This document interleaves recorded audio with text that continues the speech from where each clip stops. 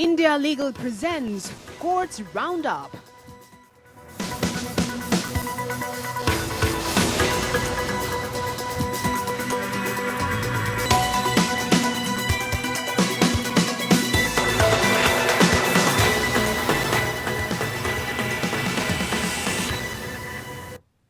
नमस्कार, courts roundup में स्वागत है आपका और मैं हूं आपके साथ नेहा दुबे। इस बुलेटिन में अगले आधे घंटे आपको कोर्ट से जुड़ी तमाम छोटी बड़ी खबरों से करवाएंगे रूबरू। कोर्ट की कार्रवाई और सुप्रीम कोर्ट से लेकर हाई कोर्ट्स और लो कोर्ट्स तक के फैसलों को रखेंगे आपके सामने। आगे बढ़ने से पहले एक नजर हेडलाइंस पर।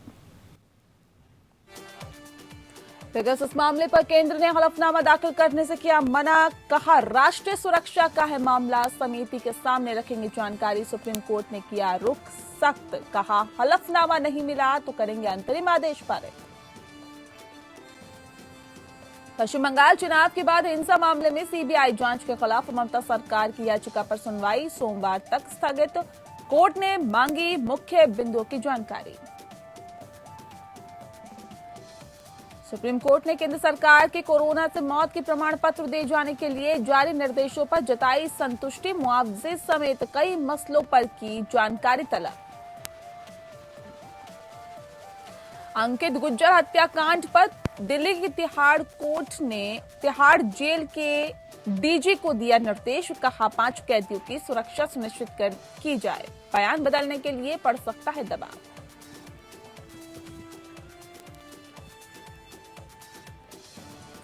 पेगासस मामले को लेकर सुप्रीम कोर्ट में सुनवाई सोमवार को हुई है। दरअसल सुनवाई के दौरान केंद्र सरकार ने साफ कर दिया कि वे इस मामले में हलफनामा दाखिल नहीं करने जा रही है। सरकार ने कहा कि ये सार्वजनिक चर्चा का विषय नहीं है, इसीलिए हलफनामा दाखिल नहीं कर सकते हैं, लेकिन वे जासूसी के आरोपों की जांच के लिए पैनल गठित करने के लिए राजी है।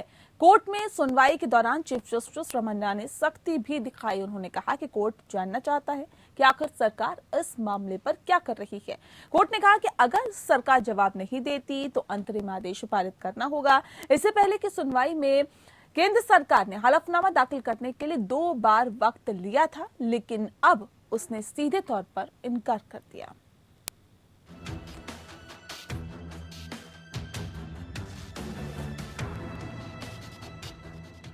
पेगासस जासूसी मामले को लेकर सुप्रीम कोर्ट में सुनवाई हुई। सुनवाई के दौरान केंद्र सरकार ने साफ कर दिया कि वह इस मामले में हलफनामा दाखिल नहीं करेगी। सरकार ने कहा कि ये सार्वजनिक चर्चा का विषय नहीं है, इसीलिए हलफनामा दाखिल नहीं कर सकते, लेकिन वे जासूसी के आरोपों की जांच के लिए पैनल गठित करने के लिए राजी हुए, जिसके बाद सुप्रीम कोर्ट ने अंतरिम आदेश सुरक्षित रख लिया। याचिकाओं में सरकार को ये बताने के निर्देश दिया गया था कि क्या उसने नागरिकों की जासूसी करने के लिए पेगासस सॉफ्टवेयर का इस्तेमाल किया था। वहीं सरकार के इस जवाब से प्रधान न्यायाधीश रमन्ना संतुष्ट नहीं थे और नाराजगी जाहिर करते हुए कहा कि हमें जानना है कि क्या कोई भी स्पाइसवेयर का इस्तेमाल कर सकता है, क्या ये कानूनी तरीके से हुआ। सरकार अगर हलफनामा दाखिल नहीं करना चाहती तो हमें अंतरिम आदेश पारित करना पड़ेगा। प्रधान न्यायाधीश एन.वी. रमन्ना, न्यायमूर्ति सूर्यकांत और न्यायमूर्ति हिमा कोहली की खंडपीठ ने अदालत के समक्ष हलफनामे में पेगासस और अन्य निगरानी सॉफ्टवेयर के उपयोग पर विवरण का खुलासा करने के लिए केंद्र की अनिच्छा के मद्देनजर आदेश पारित किया है। सुनवाई के दौरान केंद्र सरकार की ओर से पेश सॉलिसिटर जनरल तुषार मेहता ने कहा कि सुरक्षा और सैन्य एजेंसियों द्वारा आतंकवादी गतिविधियों की जांच के लिए कई तरह के सॉफ्टवेयर का इस्तेमाल किया जाता है। सरकार अगर इसे सार्वजनिक करती है तो आतंकवादी या राष्ट्र विरोधी ताकतें इसका गलत इस्तेमाल करेंगी। आशंका है कि आतंकी इसे मॉडिफाई कर ट्रैकिंग से बच जाएंगे। मेहता ने कहा कि केंद्र सरकार निगरानी के बारे में सभी तथ्यों को एक विशेषज्ञ तकनीकी समिति के समक्ष रखने के लिए तैयार है, जो अदालत को एक रिपोर्ट दे सकती है। याचिकाकर्ताओं की ओर से वरिष्ठ अधिवक्ता कपिल सिब्बल ने विभिन्न निर्णयों का हवाला देते हुए कहा कि जब मसला मौलिक अधिकारों के बारे में है तो केंद्र इसका विरोध नहीं कर सकता। केंद्र को सभी तथ्यों को सामने रखना होगा और याचिकाकर्ता को भी सभी जानकारी प्राप्त करनी होगी। याचिकाकर्ताओं के लिए दलील दे रहे वरिष्ठ अधिवक्ता श्याम देवार ने कहा, पेगासस न केवल निगरानी तंत्र है बल्कि एक प्रत्यारोपण तंत्र भी है, जिसका उपयोग झूठे डेटा को प्रत्यारोपित करने के लिए किया जा सकता है। ये आईटी अधिनियम या टेलीग्राफ अधिनियम से परे है। अगर ऐसा हो रहा है तो केंद्र को बेहद चिंतित होने की जरूरत है। अगर ये निगरानी सरकार द्वारा है तो ये नहीं किया जा सकता। प्रधान न्यायाधीश एन.वी. रमन्ना ने पेगासस मुद्दे पर केंद्र सरकार को फटकार लगाते हुए कहा कि आप बार-बार उसी बात पर वापस जा रही हैं। हम जानना चाहते हैं कि सरकार अब तक क्या कर रही है। हम राष्ट्रीय हित की मुद्दों की ओर नहीं जाते। हमारी सीमित चिंता लोगों के बारे में है। समिति की नियुक्ति कोई मुद्दा नहीं है। हलफनामे का उद्देश्य है कि हमें पता चले कि आप कर क्या रही हैं। कोर्ट ने केंद्र को जवाब देने के लिए 2-3 दिनों की मोहलत दी है। Bureau report.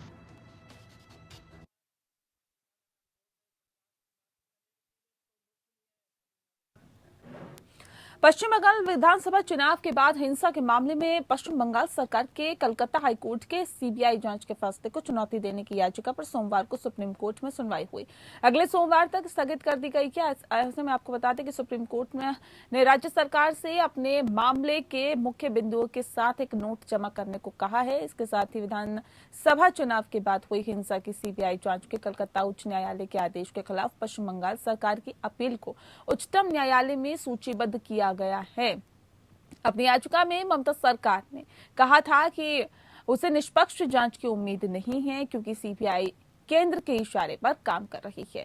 सीबीआई टीएमसी के पदाधिकारियों के खिलाफ मामले दर्ज करने में व्यस्त है। बता दें कि 19 अगस्त को पश्चिम बंगाल में चुनाव के बाद हुई हिंसा की जांच के लिए हाईकोर्ट ने सीबीआई की जांच का आदेश दिया था। कलकत्ता हाईकोर्ट ने राज्य में विधानसभा चुनाव के बाद हुई हिंसा के दौरान बलात्कार और हत्या जैसे सभी जघन्य मामलों में एनएचआरसी की सिफारिशों को स्वीकार करने के बाद 19 अगस्त को हाईकोर्ट की निगरानी में सीबीआई जांच का आदेश दिया था।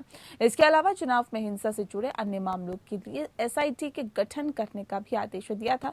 दरअसल ममता सरकार ने सुप्रीम कोर्ट में कलकत्ता हाईकोर्ट के आदेश को चुनौती देते हुए दाखिल याचिका में कहा है कि उसे इस मामले में सीबीआई से निष्पक्ष जांच की उम्मीद नहीं है क्योंकि सीबीआई केंद्र के इशारे पर काम कर रही है।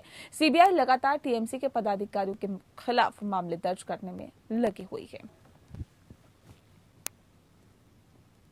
सुप्रीम कोर्ट ने केंद्र सरकार के कोरोना से मौत के प्रमाण पत्र दिए जाने के लिए जारी निर्देशों पर संतुष्टि जताई है। हाईकोर्ट आपको बता दें कि हालांकि कोर्ट ने कहा है कि कोरोना पॉजिटिव मरीजों की आत्महत्या समेत 3 से 4 ऐसे बिंदु हैं जिनको भी केंद्र को उसी दायरे में लाना होगा। हमारा विचार है कि कोरोना पॉजिटिव मरीजों की आत्महत्या के मामलों को कोरोना से हुई मृत्यु माना जाना चाहिए। इस पर केंद्र ने कोर्ट को आश्वासन दिया कि वह इस मुद्दे की फिर से जांच करेगा। कोर्ट ने केंद्र से पूछा कि मुआवजे को लेकर आप क्या कर रही हैं। सॉलिसिटर जनरल ने कहा कि उस पर भी काम चल रहा है। सुप्रीम कोर्ट मामले की अगली सुनवाई 23 सितंबर को करेगा। दरअसल कोरोना से पीड़ित मरीजों को मुआवजा दिए जाने के मामले में सुप्रीम कोर्ट ने सरकार से कोरोना से मरने वालों को जारी डेथ सर्टिफिकेट पर कोरोना से मौत का उल्लेख करने को कहा था। इसके लिए सरकार की ओर से दिशा निर्देशों में कहा गया कि अगर कोविड टेस्ट या अस्पताल में हुई किसी जांच में मरीजों को कोरोना की पुष्टि होती है तो उसकी मौत होने पर डेथ सर्टिफिकेट से मौत की वजह कोरोना लिखी जाएगी। हालांकि सरकार ने अपने दिशा निर्देश में आत्महत्या, हत्या, दुर्घटना से हुई मौत के मामले में भले ही मरने वाला कोरोना पॉजिटिव रहा हो लेकिन डेथ सर्टिफिकेट में मौत की वजह कोरोना नहीं लिखी जाएगी। विवेक सिंह चंदेल इस पूरी खबर पर ज्यादा जानकारी के साथ हमारे संवाददाता फोन लाइन पर जुड़ गए हैं। विवेक, कोरोना मौत प्रमाण पत्र पर जारी निर्देशों पर सुप्रीम कोर्ट ने क्या कुछ कहा, विस्तार से बताएं। दरअसल सुप्रीम कोर्ट ने ये साफ कहा था कि इस मामले में जो सबसे पहले याचिका का सीधा कंसर्न ये था कि इस मामले में जो यानी कि कोरोना से पीड़ित थे, इनकी मौत हुई, उनको कुछ मुआवजा दिया जाए, जिसपे 4 लाख की डिमांड की गई थी। लेकिन जब मामले की सुनवाई हो रही थी उस दौरान सुप्रीम कोर्ट ने केंद्र से पूछा कि आप ये कैसे डिसाइड करेंगे कि किसको मुआवजा देना नहीं देना है। इसके लिए तो सबसे पहले जरूरी है कि आप जो डेथ सर्टिफिकेट है उनका आंकड़ा इकट्ठा करें। उनके लिए जरूरी है कि जो कोरोना से मरने वाले हैं उनको डेथ सर्टिफिकेट जारी किया जाए। और उसी डेथ सर्टिफिकेट के लिए पिछली सुनवाई में भी सुप्रीम कोर्ट ने कहा था कि आपको समय दे दिया, लेकिन वे आपने इसके लिए कोई गाइडलाइन नहीं जारी की।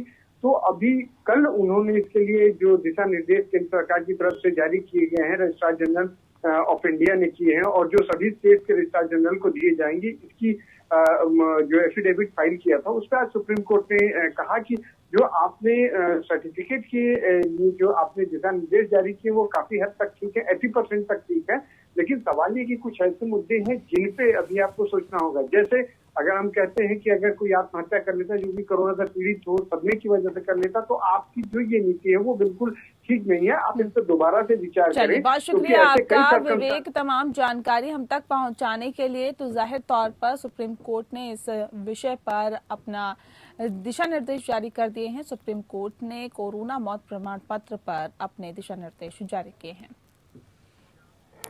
सुप्रीम कोर्ट ने कहा है कि दूसरी अपील में कानून के महत्वपूर्ण प्रश्न को तैयार करने की आवश्यकता केवल औपचारिकता नहीं है, बल्कि इसका पालन किया जाना चाहिए। न्यायमूर्ति के.एम. जोसेफ और न्यायमूर्ति एस. रविंद्र भट्ट की पीठ ने कहा कि प्रथम अपीलीय न्यायालय के फैसले में हस्तक्षेप करने वाली दूसरी अपील में उच्च न्यायालय द्वारा शक्ति के प्रयोग की सीमा उच्च सार्वजनिक नीति पर आधारित है। इस मामले में वादी ने ये घोषित करने के लिए एक वाद दायर किया कि उसके पास प्रतिवादी की संपत्ति के माध्यम से सुख भोग का अधिकार है। वाद को निचली अदालत को खारिज कर दिया और ऐसे में प्रथम अपीलीय अदालत ने अपील खारिज कर दी। उच्च न्यायालय ने द्वितीय अपील की अनुमति देते हुए वाद का निर्णय दिया। सर्वोच्च न्यायालय के समक्ष अपीलकर्ता ने तर्क दिया कि सिविल प्रक्रिया संहिता की धारा 100 के तहत उच्च न्यायालय के समक्ष दूसरी अपील तभी की जा सकती है जब उसके विचार के लिए कानून का पर्याप्त प्रश्न उठता है। उन्होंने कहा कि अपेक्षित फैसले का अवलोकन ये दिखाएगा कि कानून का एक बड़ा सवाल इसकी अनुपस्थिति से स्पष्ट है। दूसरी ओर प्रतिवादी ने तर्क दिया कि जिस समय दूसरी अपील स्वीकार की गई थी उस समय वास्तव में उच्च न्यायालय द्वारा कानून का एक महत्वपूर्ण प्रश्न तैयार किया गया था। अदालत ने कहा कि प्रथम अपीलीय न्यायालय इस निष्कर्ष पर पहुंचा है कि भारतीय सुगमता अधिनियम 1882 की धारा 15 पर आधारित मामला नहीं बनता है। अदालत ने यह भी कहा कि कानून का महत्वपूर्ण प्रश्न भी जिसके बारे में कहा गया कि इसे उच्च न्यायालय ने उस समय तैयार किया था जब दूसरी अपील स्वीकार की गई थी। वास्तव में ये कानून एक महत्वपूर्ण प्रश्न के रूप में अपील नहीं करता है। हालांकि ये सच हो सकता है कि शुरू में उच्च न्यायालय ने दूसरी अपील को स्वीकार करते हुए कानून का प्रश्न बनाया हो, लेकिन तत्काल मामले में निर्णय असमर्थनीय है और अदालत ने अपील की अनुमति देते हुए ये तमाम बातें कही।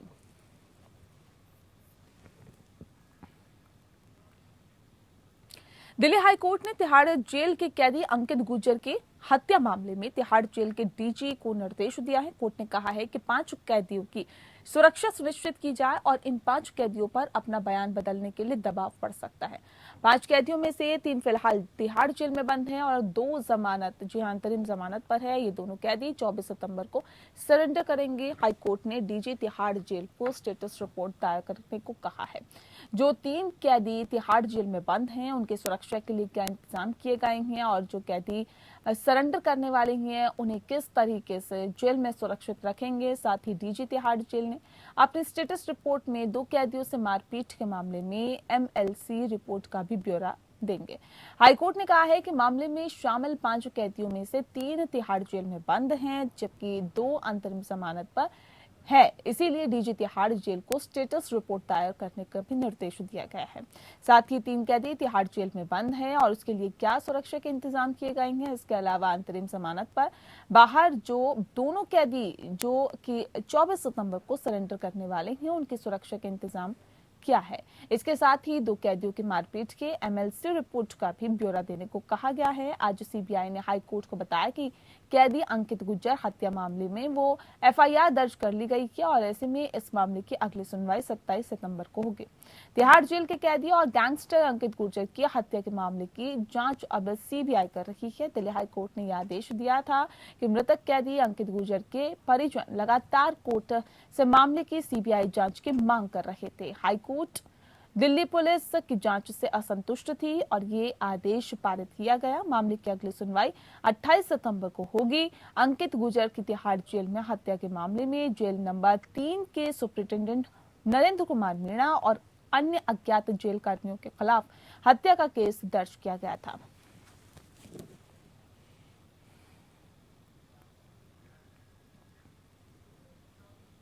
खबरों में आगे बढ़ते हैं। हिमाचल प्रदेश उच्च न्यायालय ने हाल ही में एक राष्ट्रनेता की सिफारिश पर दिए गए एक स्थानांतरण आदेश को रद्द कर दिया। साथ ही आदेश में कहा गया कि प्रशासनिक मनमानी के जरिए असंतोष की आवाज को दबाया नहीं जा सकता। जस्टिस तरलोक सिंह चौहान और जस्टिस सत्येन वैद्य की पीठ प्रदीप कुमार नाम के एक व्यक्ति की याचिका पर सुनवाई कर रही थी, जो वर्तमान में राज्य विद्युत बोर्ड के वरिष्ठ सहायक के रूप में कार्यरत है। स्थानांतरण आदेश को रद्द करते हुए न्यायालय ने कहा कि यदि इस तरह के स्थानांतरण को प्रभावी होने दिया जाता है तो ये एक अन्य राजनीतिक कैडर और स्थानीय स्तर पर प्रभावशाली राजनेताओं को प्रतिकूल और ईमानदार सरकारी अधिकारियों के स्थानांतरण की मांग करने के लिए प्रोत्साहित करेगा। अदालत ने कहा कि इससे सरकारी कर्मचारियों का मनोबल गिरेगा, जैसा भी मामला हो, और इस तरह से अपने तरीकों में इस प्रकार संशोधन करने के लिए प्रेरित कर सकता है। जो व्यक्ति किसी भी राजनीतिक दल के बैनर तले आता है वह उनकी खुशामद करे। कोर्ट ने आगे रेखांकित किया कि चूंकि हमारा देश गैर राजनीतिक नौकरशाही की ब्रिटिश प्रणाली का पालन करता है, इसीलिए ये स्थानांतरण और पोस्टिंग को प्रभावित करना नौकरशाहों पर है, न कि राजनेताओं पर। कोर्ट ने कहा कि लोक सेवक अपनी कड़ी मेहनत के कारण सेवा में हैं और उनमें से अधिकांश ने चयन प्रक्रिया के माध्यम से सेवा में प्रवेश किया है, न कि राजनेताओं के आशीर्वाद के कारण। मामले के तथ्य की चर्चा करते हुए कोर्ट ने कहा कि अगर याचिकाकर्ता सहित स्थानांतरित किए जाने वाले प्रस्तावित व्यक्तियों के काम और आचरण के बारे में कोई शिकायत थी तो अनुशासनात्मक कार्रवाई करने का एकमात्र वैध कानून का रास्ता खुला था।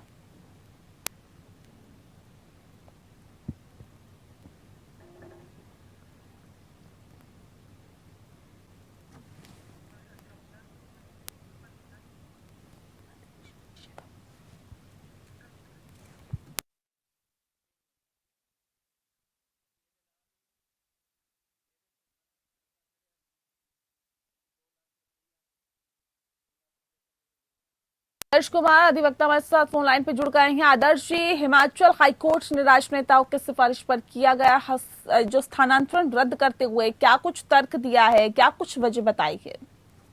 जी बताना चाहेंगे, इस मामले में हिमाचल प्रदेश उच्च न्यायालय ने कहा है कि हमें यह जानकर बहुत आश्चर्य हो रहा है कि याचिकाकर्ता का स्थानांतरण एक राजनेता की सिफारिशों के आधार पर किया गया है कि जिसका प्रतिवादी बोर्ड के प्रशासन या कामकाज से कोई सरोकार या संबंध नहीं है। जी। वही कोर्ट ने यह भी कहा कि लोक सेवक अपनी कड़ी मेहनत के कारण सेवा में आते हैं और उनमें से अधिकांश ने चयन प्रक्रिया के माध्यम से सेवा में प्रवेश किया है, न कि राजनेताओं के आशीर्वाद के कारण यहाँ पे है। और इसी पृष्ठभूमि को देखते हुए न्यायालय ने कहा कि सरकारी सेवकों के तबादलों को पोस्टिंग के मामले में इस तरह के राजनीतिक हस्तक्षेप का यह नतीजा है कि सरकारी कर्मचारी हतोत्साहित हो जाते हैं और वे किसी राजनीतिक दल या राजनेता से संबंध हो जाते हैं, जो प्रशासन की सभी मापदंडों के लिए पूरी तरह विनाशकारी है। स्थानांतरण के मामले में सरकार बोर्ड निगम द्वारा की जा रही अनियमितताओं को जब अदालत नोटिस करती है तो हस्तक्षेप करना आवश्यक हो जाता है। वहीं कोर्ट ने यह भी कहा कि राज्य सरकार बोर्ड निगम जैसा कि मामला हो सर्च लाइट और उनकी ओर से करने का समय आ गया है और उन्हें याद दिलाया कि स्थानांतरण नीति को हल्के में नहीं लिया जाना चाहिए, जो कि राजनेता की सनक और हनक पर कर्मचारियों को स्थानांतरित करने के लिए एक मजाक या उपकरण नहीं बनाया जाए। जी चलिए, बहुत शुक्रिया आपका आदर्श जी, अपनी जो पूरी विस्तार से जानकारी हम तक पहुंचाने के लिए। और हिमाचल हाई कोर्ट ने राजनेताओं के सिफारिश पर किया स्थानांतरण रद्द करते हुए एक महत्वपूर्ण तर्क भी दिया है। इलाहाबाद उच्च न्यायालय ने उत्तर प्रदेश धर्म के गैर कानूनी धर्मांतरण निषेध अधिनियम 2021 की संवैधानिक वैधता को चुनौती देने वाली याचिका पर नोटिस जारी किया। कार्यवाहक मुख्य न्यायाधीश मुनीश्वर नाथ भंडारी के नेतृत्व वाली पीठ ने याचिका को अन्य लंबित याचिकाओं के साथ टैग किया और इसे 3 सप्ताह के बाद सूचीबद्ध कर दिया। याचिकाकर्ता आनंद मालवीय एक सेवानिवृत्त सरकारी कर्मचारी है, जिन्होंने भारत सरकार के राष्ट्रनार नमूना सर्वेक्षण कार्यालय में वरिष्ठ सांख्यिकी अधिकारी के रूप में कार्य किया था। उन्होंने तर्क दिया कि ये कानून संविधान के धर्मनिरपेक्ष चरित्र के खिलाफ है और धर्म की स्वतंत्रता का उल्लंघन करता है। उन्होंने प्रस्तुत किया कि कानून अनिवार्य रूप से वर्तमान संवैधानिक स्थिति को नकारने का प्रयास करता है। याचिकाकर्ता ने बात पर भी प्रकाश डाला कि अंतर्धार्मिक विवाह के मामले में सामने आने के बाद कानपुर में एक विशेष जांच दल SIT का गठन कैसे किया, लेकिन अब बड़े पैमाने पर कोई साजिश नहीं मिली। अन्य जुड़ी याचिकाओं के साथ 5 अक्टूबर को फिर से होगी मामले की सुनवाई।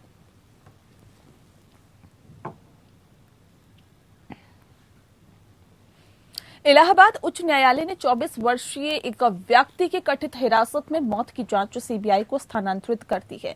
न्यायमूर्ति सूर्य प्रकाश केसरवानी और न्यायमूर्ति पीयूष अग्रवाल के खंडपीठ ने कहा कि रिकॉर्ड पर मौजूद सबूतों से प्रथम दृष्टया पता चला है कि आरोपी पुलिस कर्मियों द्वारा अपराध किया गया था और उच्च पदस्थ अधिकारियों ने आरोपी को बचाने का प्रयास किया था। आदेश में कहा गया है कि रिकॉर्ड पर पर्याप्त सामग्री है जो प्रथम दृष्टया आरोपी द्वारा अपराध करने और साजिश में उच्च अधिकारियों की संलिप्तता सबूत को नष्ट करने और आरोपी की रक्षा के लिए झूठे सबूत बनाने का खुलासा करती है। अदालत ने कहा कि पुलिस का पूरा प्रयास किसी न किसी आरोपी को क्लीन चिट देने का है और इस उद्देश्य के लिए महत्वपूर्ण सबूतों को छोड़ दिया जा रहा है, जबकि कुछ सबूत बनाए और हेरफेर की जा रही है। कोर्ट ने जांच सीबीआई को ट्रांसफर करते हुए कहा कि इसे देखते हुए राज्य पुलिस द्वारा निष्पक्ष जांच संभव नहीं लगती है। अदालत मृतक कृष्ण यादव उर्फ पुजारी के भाई अजय कुमार यादव की याचिका पर सुनवाई कर रही थी। पुजारी को कथित तौर पर 11 फरवरी 2021 को पुलिस उसके घर ले गई और पुलिस स्टेशन में हिरासत में ले लिया, जो कि ये एक हिरासत में मौत थी। मुख्य न्यायाधीश न्यायिक मजिस्ट्रेट जौनपुर द्वारा न्यायिक जांच की गई है, जिन्होंने 16 जांच गवाहों के बयान दर्ज किए हैं। कोर्ट ने कहा है कि प्रकार प्रथम दृष्टया पोस्टमार्टम रिपोर्ट के हेराफेरी की गई कि या फिर अनुचित प्रभाव के तहत प्राप्त की गई प्रतीत होती है। कोर्ट ने कहा कि काउंटर हलफनामे का अवलोकन और सरकारी अधिवक्ता द्वारा हमारे सामने पेश की गई केस डायरी की प्रति प्रथम दृष्टया दर्शाती है कि पुलिस की पूरी कोशिश किसी न किसी आरोपी को क्लीन चिट देने की होती है और इसके लिए अहम सबूत छोड़े जा रहे हैं और कुछ सबूत गढ़े जा रहे हैं और छेड़छाड़ भी की जा रही है।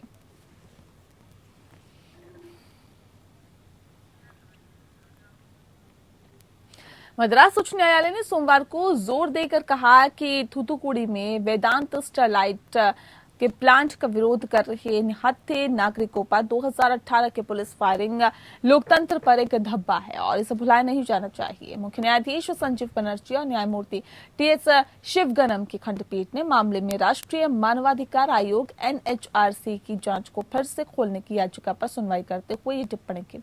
उन्होंने कहा कि अगर इस बात का जरा सा भी संकेत है कि फायरिंग किसी कॉर्पोरेट बॉडी की ओर से की गई है, तो इस बात पर ध्यान दिया जाना चाहिए कि किसी को ये महसूस नहीं होना चाहिए कि एक कॉर्पोरेट निकाय के पास इतनी शक्ति है कि राज्य उसके इशारों पर गोली चलाएगा। आज पारित एक अंतरिम आदेश में बेंच ने राज्य को 2018 की शूटिंग के पीड़ितों को और अधिक मुआवजा देने और परामर्श देने के लिए कदम उठाने के लिए कहा, जिसमें मृतक के परिवार और जीवन के लिए विकलांग लोग शामिल थे। ये देखते हुए कि केंद्रीय जांच ब्यूरो सीबीआई गोलीबारी की जांच कर रहा है। दरअसल अदालत ने निर्देश दिया कि मामले को सार्थक रूप से बंद किया जाना चाहिए। इसके अलावा चूंकि एनएचआरसी को इस मामले की जांच करने में काफी समय बीत चुका है, अदालत ने आयोग से कहा कि जब मामले की अगली सुनवाई हो तो वह इस पहलू पर वापस रिपोर्ट करें। अदालत ने कहा कि एनएचआरसी की जांच को उसके तार्किक अंत तक लाया जाना चाहिए और आयोग से अपने जांच प्रभाग की रिपोर्ट तत्काल मांगी जाने की उम्मीद है। मद्रास हाईकोर्ट ने एक जनहित याचिका का निपटारा किया, जिसमें केंद्र को यह निर्देश जारी करने की मांग की गई थी कि भारतीय एयरलाइन ऑपरेटर्स की cabin crew in flight safety instruction से संबंधित घोषणाएं अंग्रेजी और हिंदी के अलावा प्रस्थान शहर और गंतव्य शहर के स्थानीय भाषाओं में करें।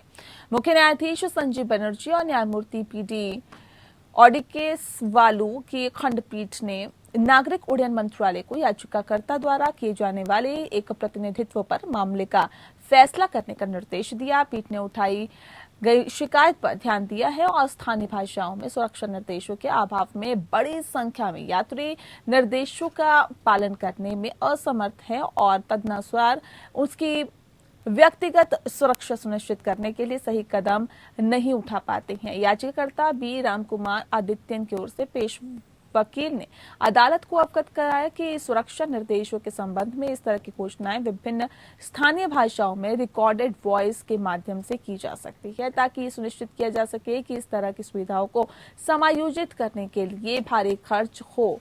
याचिकाकर्ता ने आगे तर्क दिया कि उड़ान सुरक्षा निर्देश कार्ड विभिन्न क्षेत्रीय भाषाओं जैसे असमिया, बंगाली, बोडो, डोगरी, गुजराती, कन्नड़, कश्मीरी, नेपाली, मराठी, पंजाबी, तमिल और अन्य भाषाओं में मुद्रित होने चाहिए। न्यायालय ने निर्देश दिया कि याचिकाकर्ता को विस्तृत प्रतिनिधित्व के साथ ही सचिव नागरिक उड्डयन मंत्रालय को संबोधित करने के लिए स्वतंत्र छोड़ दिया गया है।